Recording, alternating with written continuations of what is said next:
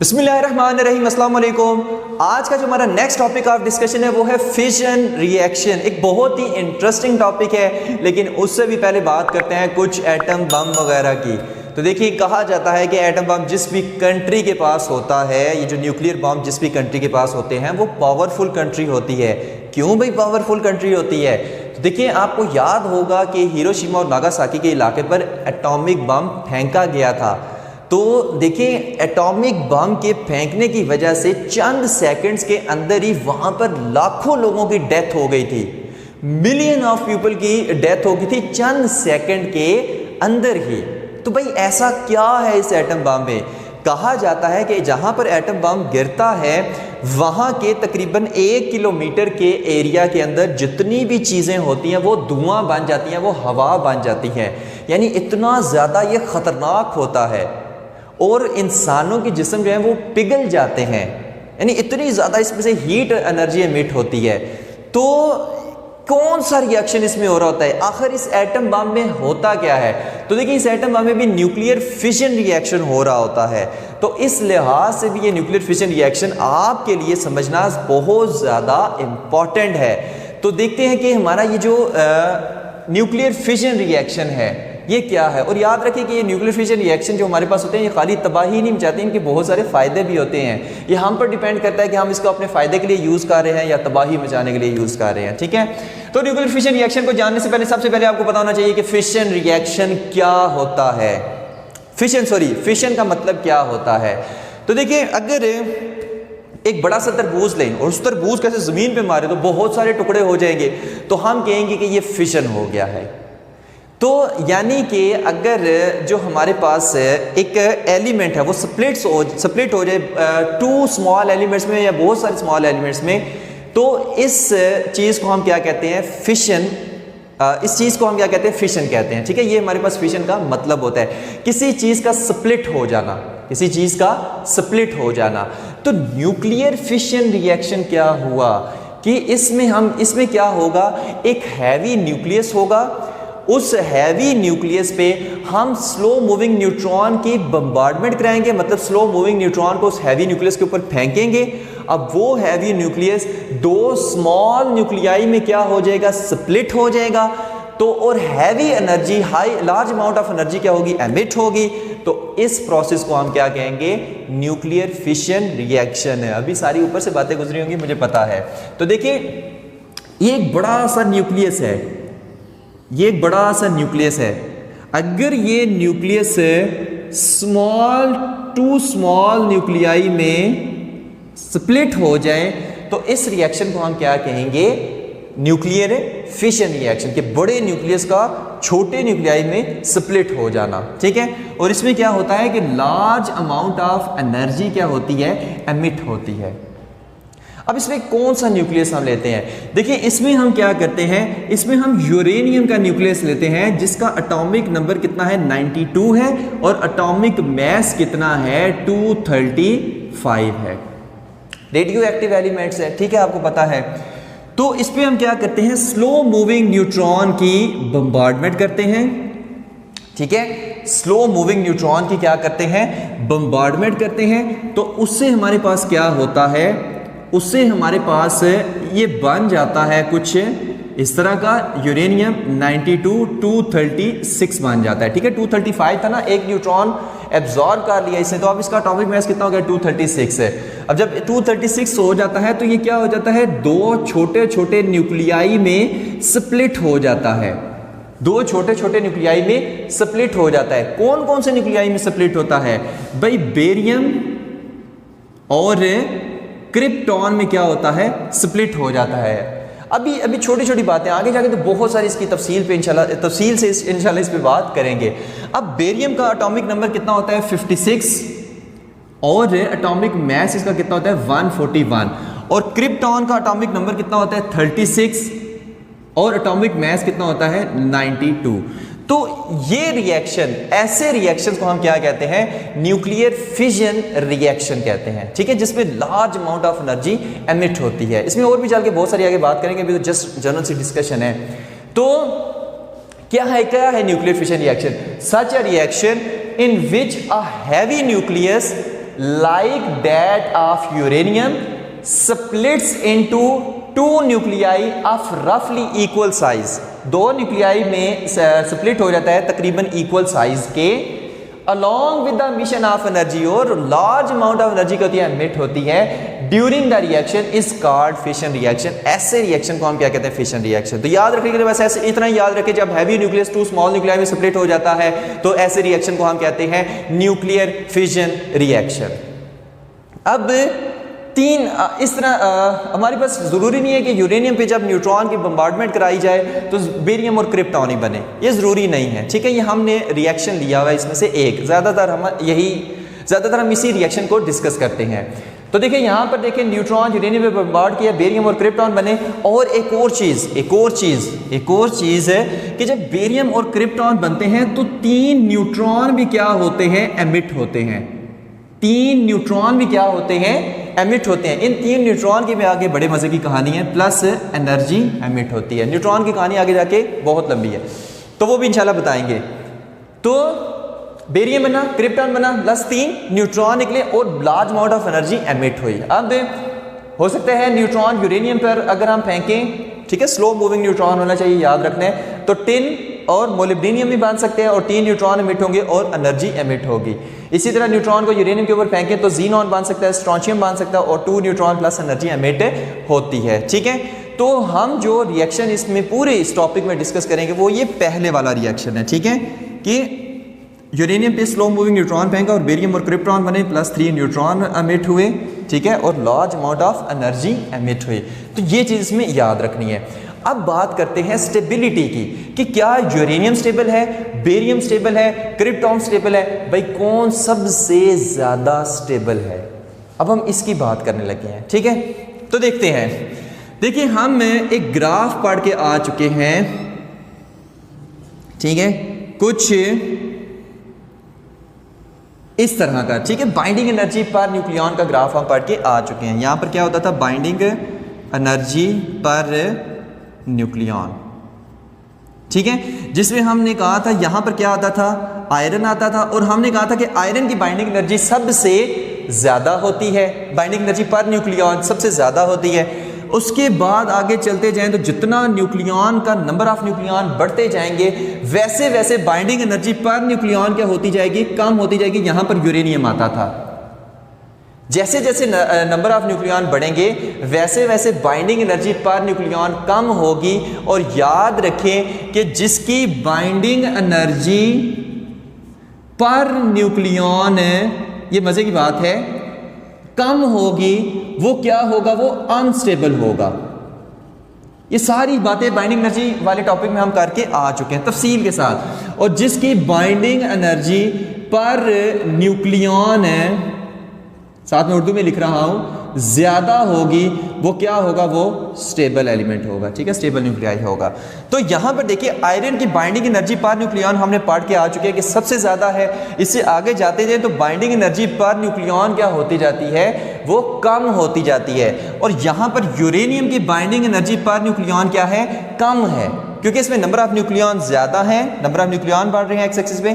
तो यहां पर क्या होगा? हमारे पास इसकी बाइंडिंग एनर्जी क्या होगी? कम होगी। तो ये क्या है? अनस्टेबल है। तो इसको, और ये क्या है? बड़ा न्यूक्लियस है, और ये क्या है? छोटा न्यूक्लियस है। अब मैंने कहा था कि अगर यूरेनियम को स्टेबल होना है तो इसको इसकी जगह पर आना पड़ेगा। तो यूरेनियम स्टेबल होने के लिए क्या करते हैं?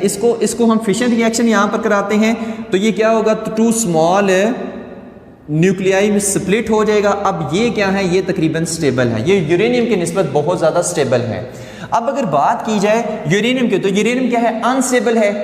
अब यूरेनियम का एटॉमिक मास कितना है? 235, ऐसा ही है, और ये यहां पर आ रहा है।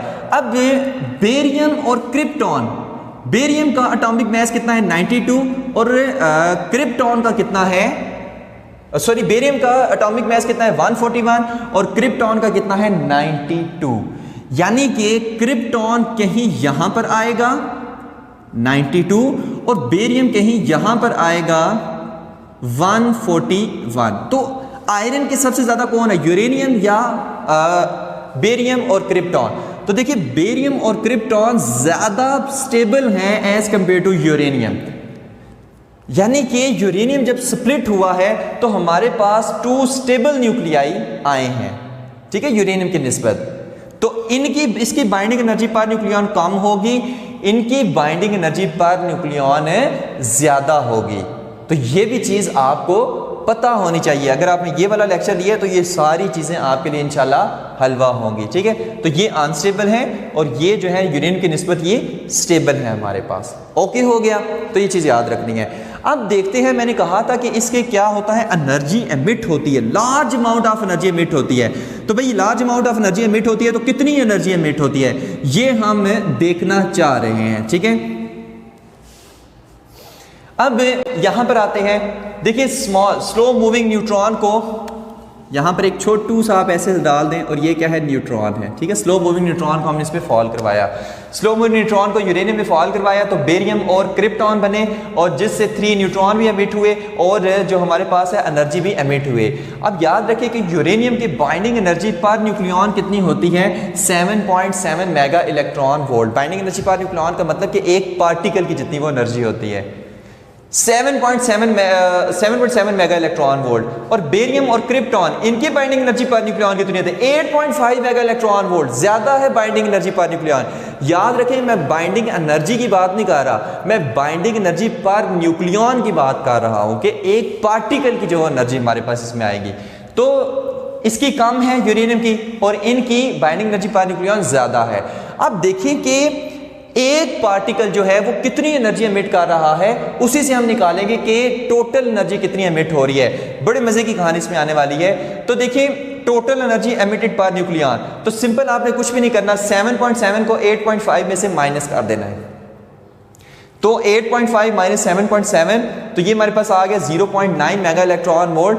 यानी कि एक पार्टिकल यूरेनियम का अगर हम बात करें तो एक पार्टिकल जो एनर्जी एमिट कर रहा है वो कितनी है, 0.9 मेगा इलेक्ट्रॉन वोल्ट। एक पार्टिकल जो एमिट कर रहा है वो कितनी है, 0.9 मेगा इलेक्ट्रॉन वोल्ट। अब देखिए इसमें टोटल नंबर ऑफ न्यूक्लियन कितना है, 235। एटॉमिक मास कितना है, 235। यानी टोटल नंबर ऑफ न्यूक्लियन इसके में कितने हैं, 235। और एक कितनी एमिट कर रहा है, 0.9 मेगा इलेक्ट्रॉन वोल्ट और 235 है तो टोटल इसमें कितनी एमिट हो रही है, 0.9 इंटू 235 तक, तो ठीक है 0.9 को मल्टीप्लाई कर देना 235 से तो 211 मेगा इलेक्ट्रॉन वोल्ट, यानी नियरली तकरीबन 200 मेगा इलेक्ट्रॉन वोल्ट। कितनी ज्यादा एनर्जी एमिट हो रही है, यानी कि एक अगर हम यूरेनियम के न्यूक्लियस की बात करें तो तकरीबन 200 mega electron volt energy emit होती है न्यूक्लियर फिजन के रिएक्शन में। कितनी ज्यादा एनर्जी एमिट होती है और यही हमारे पास तबाही मचाती है। ठीक हो गया, जब आटम बम वगैरह होता है तो उसमें यही रिएक्शंस होते हैं, ठीक है, यूरेनियम का वो बना हुआ होता है। तो अब अगली नेक्स्ट बात करते हैं कि ये जो न्यूक्लियर फिशन रिएक्शन होता है ये चेन रिएक्शन होता है। ये क्या होता है, ये चेन रिएक्शन होता है, इसको रोकना इतना आसान नहीं होता। अब चेन रिएक्शन किस तरह से होता है, देखिए फॉर एग्जाम्पल ये एक स्लो मूविंग न्यूट्रॉन है, स्लो मूविंग न्यूट्रॉन है। अब ये क्या हुआ, एक हैवी न्यूक्लियाई से टकराया, सही है, हैवी न्यूक्लियाई से जब ये टकराया और ये हैवी कौन सा है, ये यूरेनियम है और ये क्या है, न्यूट्रॉन है। तो इससे क्या एमिट हुए, 3 न्यूट्रॉन एमिट हुए, 3 न्यूट्रॉन एमिट हुए। अब चांस है कि ये 3 न्यूट्रॉन आगे क्या करें, मजीद 3 यूरेनियम के न्यूक्लियस के साथ टकराएं। मटीरियल में एक यूरेनियम का न्यूक्लियस थोड़ा होता है, कई हज़ारों लाखों करोड़ों होते हैं। अब इसमें से हर यूरेनियम में से इसमें से भी कितने न्यूट्रॉन निकलेंगे, 3, 1 2 3। इसमें से कितने निकलेंगे, 1 2 3। इसमें से कितने निकलेंगे, 1 2 और 3। तो देखिए एक न्यूट्रॉन आया, फिर यूरेनियम से 3 न्यूट्रॉन निकले, वो 3 न्यूट्रॉन मजीद 3 यूरेनियम से टकराए, यूरेनियम के न्यूक्लियस से टकराए, तो फिर 9 न्यूट्रॉन टोटल निकले। अब ये 9 न्यूट्रॉन मजीद 9 यूरेनियम के न्यूक्लियस के साथ टकराएंगे तो हर एक से 3 न्यूट्रॉन एमिट होंगे। तो टोटल हमारे पास कितने आ जाएंगे, 27 न्यूट्रॉन है। ठीक है, गौर से सुने, एक न्यूट्रॉन एक न्यूक्लियस से टकराया, यूरेनियम से टकराया, 3 न्यूट्रॉन निकले, 3 मजीद 3 यूरेनियम से टकराए, 9 न्यूट्रॉन निकले, 9 मजीद 9 यूरेनियम से टकराए, 27 हमारे पास निकले। ठीक है, आगे से 27 मजीद 27 न्यूट्रॉन मजीद 27 आगे से यूरेनियम के न्यूक्लियस से टकराए, तो मजीद इसी तरह हर एक से 3-3 न्यूट्रॉन निकलते जा रहे हैं। तो ये कितना बड़ा एक चेन रिएक्शन बनाते हैं। यानी आप इस सिलसिले एक बम फटता है तो दूसरा निकलता है, दूसरा फटता है, तीसरा, चौथा, पांचवा, कितने ज्यादा ये डिस्ट्रक्शन फैला सकते हैं। तो इस तरह से ये क्या होता है, न्यूक्लियर फिशन रिएक्शन, ये एक चेन रिएक्शन होता है। ठीक है, अब चेन रिएक्शन में भी 2 टाइप्स आ रहे हैं। ठीक है, एक होता है controlled chain reaction, controlled chain reaction, और एक होता है अनकंट्रोल्ड। ठीक है, कंट्रोल चेन रिएक्शन में क्या आ जाते हैं, न्यूक्लियर रिएक्टर्स वगैरह आ जाते हैं, और अनकंट्रोल्ड रिएक्शन में कौन से आ जाते हैं, एटम बम वगैरह आ जाते हैं। ठीक है, तो न्यूक्लियर रिएक्टर के बारे में पढ़ेंगे और अनकंट्रोल कैसे, उनको कंट्रोल कैसे किया जाता है उसके बारे में भी पढ़ेंगे। ठीक हो गया, तो ये चीज़ें फिलहाल इस पूरे जितने बोर्ड में मैंने लिखे हुए हैं ये हमेशा याद रखनी है। तो अब हम देखते हैं कि ये जो क्रिटिकल मैस का फिनोमेना है आखिर ये क्या है। नेक्स्ट जो टर्म हमारे पास आती है वो है क्रिटिकल मैस है। काफ़ी बच्चे इसको लेकर परेशान होते हैं और अक्सर उनको समझ नहीं आती, तो इंशाल्लाह ये आज हलवा मक्खन मलाई हो जाएगा। तो क्रिटिकल मैस क्या है, द मैस ऑफ यूरेनियम। ये क्या है, मैस ऑफ यूरेनियम है, in which 1 neutron of all the neutron produced in fission reaction produces further fission is called critical mass. The volume of this mass is called, कि हमारे पास अगर 3 neutron निकल रहे हैं, ठीक है, फिशन रिएक्शन की मदद से, तो उन 3 न्यूट्रॉन में से कोई एक न्यूट्रॉन हो जो फर्दर फिशन रिएक्शन करे, बाकी 2 कहीं पर एब्जॉर्ब हो जाएं, तो ऐसे उस यूरेनियम के मैस को हम क्या कहेंगे, क्रिटिकल मैस हम कहेंगे। ठीक है, अब भी मुझे पता आपको जंतर मंतर सा लगा होगा, लेकिन जब आपको इन शेप्स की समझ आ जाएगी तो इसी के अंदर वो पूरा क्रिटिकल मैस का कॉन्सेप्ट आ जाएगा। लेकिन उसके लिए आपको 2-4 मिनट की वीडियो और देखनी पड़ेगी। ठीक है, फिलहाल बस इतना याद रखें कि जितने भी वो न्यूट्रॉन निकल रहे हैं उनमें से सिर्फ एक न्यूट्रॉन अगर फिशन रिएक्शन करे तो फिर हम उस यूरेनियम के मैस को हम क्या कहेंगे, क्रिटिकल मैस कहेंगे। ठीक है, अब किस तरह से देखिए, अगर ये हमारे पास क्या है, कोई यूरेनियम की शीट है, ठीक है, यूरेनियम से बने हुए हमारे पास क्या है, ये शीट है, और उस पर हमने क्या किया, एक न्यूट्रॉन को बम्बार्ड किया। ठीक है, अब न्यूट्रॉन को बम्बार्ड किया और इसके कोई यूरेनियम के न्यूक्लियस के साथ क्या हुआ, टकराया, उसके साथ उस पर इंसिडेंट हमने कराया, तो उसमें से क्या हुए, मजीद 3 न्यूट्रॉन निकले। ठीक है, अब 3 न्यूट्रॉन इस यूरेनियम की शीट में से, ये इस यूरेनियम के रॉड में से निकले हैं, जिसके ऊपर हमने एक न्यूट्रॉन बम्बार्ड कराया है। तो मुझे बताएं कि क्या ये 3 न्यूट्रॉन मजीद फर्दर फिशन रिएक्शन करेंगे या नहीं करेंगे? भाई नहीं करेंगे। अब इस न्यूट्रॉन के रास्ते में कोई यूरेनियम आ रहा है, नहीं आ रहा, आ रहा है, नहीं आ रहा, यहां पर आ रहा है, नहीं आ रहा, तो ये हमारे पास क्या करेगा, no further fission reaction, no further fission reaction. ठीक हो गया, तो ये कोई फर्दर फिशन रिएक्शन है नहीं करेगा। कब, जब हमने इस यूरेनियम के रॉड को ऐसे बिल्कुल स्ट्रेट किया हुआ है। अब मैंने क्या किया, इसी यूरेनियम के रॉड को, इसी यूरेनियम की शीट को मोल्ड करके ऐसे यू शेप कर दिया है। मैं कह रहा हूं कि देखो अब क्या इस तरह का फिनोमेना होगा कि मजीद चेन रिएक्शन हो। तो आप देखते हैं, देखिए यहां पर हमने फिर से एक न्यूट्रॉन को बम्बार्ड किया। ठीक है, अब एक न्यूट्रॉन को बम्बार्ड किया, इसमें से फिर 3 न्यूट्रॉन निकले, एक इधर चला गया, एक कोई आप कह लें इधर चला गया न्यूट्रॉन, और एक ऐसे न्यूट्रॉन आ गया। ठीक है, अब मुझे बताएं कि क्या ये न्यूट्रॉन फिशन रिएक्शन करेगा? नहीं करेगा, इसके रास्ते में कोई यूरेनियम है ही नहीं है। ये करेगा? नहीं करेगा, भाई इसके रास्ते में भी कोई नहीं है। ये न्यूट्रॉन करेगा? हाँ करेगा। क्यों? क्योंकि ये न्यूट्रॉन जाके सीधा यहां पर टकराएगा। अब जब यहां पे टकराएगा तो यहां पे क्या करेगा, फर्दर 3 न्यूट्रॉन्स को एमिट करेगा, यहां से फर्दर 3 न्यूट्रॉन निकलेंगे। ठीक है, ये न्यूट्रॉन है किसी एक यूरेनियम के न्यूक्लियस से टकराया ना, तो फर्दर 3 न्यूट्रॉन निकले। अब ये 3 न्यूट्रॉन जो है ये फर्दर फिशन रिएक्शन करेंगे? नहीं करेंगे। भाई ये तो फिर से नो फर्दर फिशन रिएक्शन,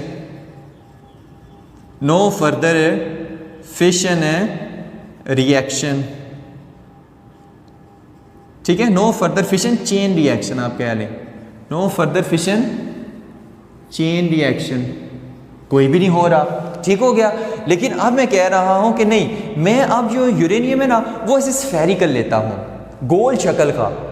भाई इससे भी नहीं हो रहा, इससे भी नहीं हो रहा, तो अब मैं कोई स्फीयर टाइप लेता हूँ, गोल शक्ल का लेता हूँ, ठीक है। तो यहां पर मैंने देखा कि ये एक न्यूट्रॉन आया, ठीक है, और यहां से किसी यूरेनियम के साथ टकराया और 3 न्यूट्रॉन निकले, किधर चला गया, एक इधर चला गया, एक इधर चला गया। भाई ये क्या, इसमें भी नहीं फिशन रिएक्शन हो रहा।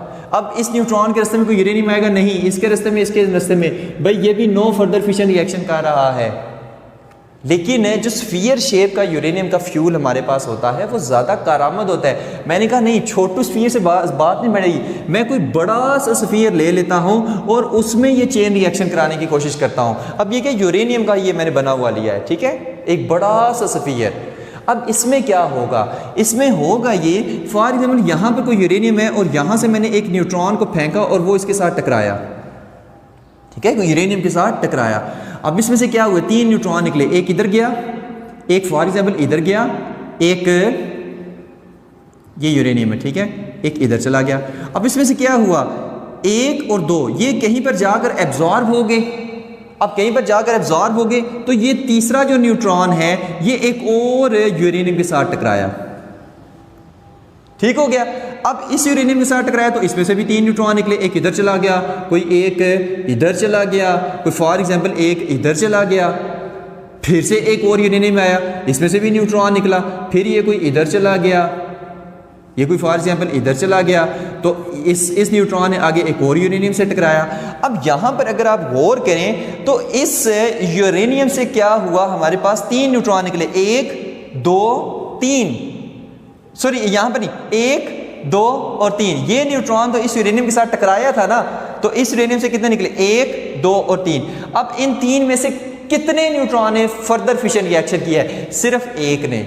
सबसे इंपॉर्टेंट बात आने वाली है, सिर्फ 1 ने। अच्छा, अब जब ये न्यूट्रॉन अगले कोई यूरेनियम से टकराए उसी स्फीयर के अंदर, उसमें से कितने न्यूट्रॉन निकले, 1 2 और 3। अब क्या इन्होंने फर्दर फिशन रिएक्शन किया, नहीं, कितनों ने कहा, ये वाला तो करेगा। अब सारे न्यूट्रॉन में से कोई एक न्यूट्रॉन है जो फर्दर फिशन रिएक्शन करता जा रहा है, जो फर्दर फिशन रिएक्शन करता जा रहा है। तो इस मैस ऑफ यूरेनियम को हम क्या कहेंगे, इस मैस ऑफ यूरेनियम को हम कहेंगे क्रिटिकल मैस, जिसमें से तमाम न्यूट्रॉन में से कोई एक न्यूट्रॉन होगा जो फर्दर फिशन रिएक्शन करेगा, बाकी एब्जॉर्ब हो जाएंगे। ये होता है क्रिटिकल मैस। इस मैस ऑफ यूरेनियम को हम क्या कहेंगे, क्रिटिकल मैस। दोबारा से रिपीट कर रहा हूं, इस मैस ऑफ यूरेनियम को हम क्या कहेंगे, क्रिटिकल मैस, कि जिसमें से तमाम न्यूट्रॉन में से कोई एक न्यूट्रॉन होगा जो फर्दर रिएक्शन करेगा, कोई एक न्यूट्रॉन होगा जो फर्दर रिएक्शन करेगा, कोई एक न्यूट्रॉन होगा जो फर्दर रिएक्शन करेगा, बाकी क्या हो जाएंगे, कहीं पर एब्जॉर्ब हो जाएंगे। तो ऐसे मैस ऑफ यूरेनियम को हम क्या कहते हैं, क्रिटिकल मैस हम कहते हैं। तो ये हमेशा याद रहे, ये होता है क्रिटिकल मैस। फिर से इसकी एक दफा डेफिनेशन पढ़ते हैं। The mess of uranium in which one neutron of all the neutron produced in fission reaction produces further fission, मतलब वो जो 1 न्यूट्रॉन है produces further fission, is called critical mess. और इस क्रिटिकल मैस के वॉल्यूम को हम क्या कहेंगे, क्रिटिकल वॉल्यूम। इस critical, the volume of this mass is called critical volume. तो ये हमारे पास ये चीजें होती हैं, ठीक है। अब अगर देखें, अगर हमारे पास कोई यूरेनियम का मैस है और वो क्रिटिकल मैस है, क्रिटिकल मैस है, तो जो हमारे पास इनिशिएट जिस स्पीड के साथ रिएक्शन हुआ था उसी स्पीड के साथ रिएक्शन चलता जाएगा, क्योंकि 3 में से सिर्फ एक न्यूट्रॉन धड़म, एक न्यूट्रॉन धड़म, एक न्यूट्रॉन धड़म, तो स्पीड क्या रहेगी, इनिशियल और फाइनल सेम रहेगी। मतलब इस चेन रिएक्शन की, ये कंट्रोल चेन रिएक्शन है, इस कंट्रोल चेन रिएक्शन की ये जो स्पीड है, जितनी इनिशियल थी उतनी ही फाइनल भी होगी, मतलब एक ही स्पीड के साथ चलता रहेगा। कब, जब यूरेनियम का मैस क्रिटिकल मैस हो। अच्छा, अगर हमारे पास कोई क्रिटिकल मैस से कम हो तो फिर हमारे पास फिशन चेन रिएक्शन नहीं होगा, ठीक है। लेकिन अगर एक और सवाल आता है कि जो यूरेनियम का मैस है वो क्रिटिकल मैस से ज्यादा हो जाए तो फिर क्या होगा, क्रिटिकल मैस से ज्यादा हो जाए यूरेनियम का मैस तो फिर क्या होगा भाई, फिर हमारे पास ये जो रिएक्शन हो रहे हैं ये काफी ज्यादा स्पीड अप हो जाएंगे और कंट्रोल ही नहीं होंगे। ये प्रोसेस जो एटम बम में हम यूरेनियम इस्तेमाल करते हैं वो उसका मैस क्रिटिकल मैस से ज़्यादा होता है और उस पे जिस स्पीड पे हम उस प्रोसेस को इनिशिएट करते हैं उसी स्पीड पे वो प्रोसेस आगे चलता नहीं जाता बल्कि उसकी आगे जाके स्पीड तेज़ हो जाती है। कहते हैं ना एक बम से दो बम, 2 से 4, 4 से 6, 8 से 10, 10 से 12, ऐसे वो एकदम से वो फैलता जाता है। चेन रिएक्शन वो कंट्रोल नहीं होता, वो अनकंट्रोल्ड हो जाता है। तो बस इतना याद रहे कि क्रिटिकल मैस से कम होगा तो चेन रिएक्शन नहीं होगा, अगर क्रिटिकल मैस इतना होगा तो फिर हमारे पास चेन रिएक्शन होगा लेकिन कंट्रोल्ड होगा, और अगर क्रिटिकल मैस ज़्यादा हो जाए तो फिर हम कह सकते हैं कि अनकंट्रोल्ड चेन रिएक्शन हमारे पास आएगा इसमें। ठीक है, इसके बाद एक और चीज़ आती है कि जब हम इसको न्यूक्लियर रिएक्टर वगैरह में इस्तेमाल करते हैं तो हम किसी फिशन रिएक्शन को कंट्रोल किस तरह से बनाते हैं। तो देखिए न्यूक्लियर रिएक्टर में हम क्या करते हैं, उसमें कैडमियम के रॉड डाल देते हैं। अब कैडमियम के रॉड क्या करते हैं, 3 न्यूट्रॉन में से 2 न्यूट्रॉन को एब्जॉर्ब कर लेते हैं, 1 न्यूट्रॉन को जाने देते हैं। जैसे फॉर एग्जांपल हमने किसी यूरेनियम के फ्यूल में से 10 न्यूट्रॉन निकले तो कैडमियम हम उसमें कैडमियम डाल देंगे इसे, उस कैडमियम में वो क्या करेगा, उन 10 न्यूट्रॉन में से 7 को एब्जॉर्ब कर लेगा, 3 को फॉर एग्जांपल नहीं कर पाएगा। अब वो 3 मजीद फिशन रिएक्शन करेंगे और 7 क्या हो जाएंगे, एब्जॉर्ब हो जाएंगे। तो कैडमियम के जरिए से हम क्या करते हैं, नंबर ऑफ न्यूट्रॉन को कंट्रोल कर लेते हैं जिसकी वजह से चेन रिएक्शन कंट्रोल हो जाता है। तो कैडमियम से हम क्या करते हैं, इस चेन रिएक्शन को कंट्रोल कर सकते हैं। ठीक है, तो ये भी चीज़ें याद रखनी है। तो ये था हमारा आज का लेक्चर। बाकी इसकी आगे वाली कहानी है इंशाल्लाह जो न्यूक्लियर रिएक्टर हमारा नेक्स्ट टॉपिक आ रहा है उसमें बताएंगे। तो थैंक यू वेरी मच, अल्लाह हाफिज़।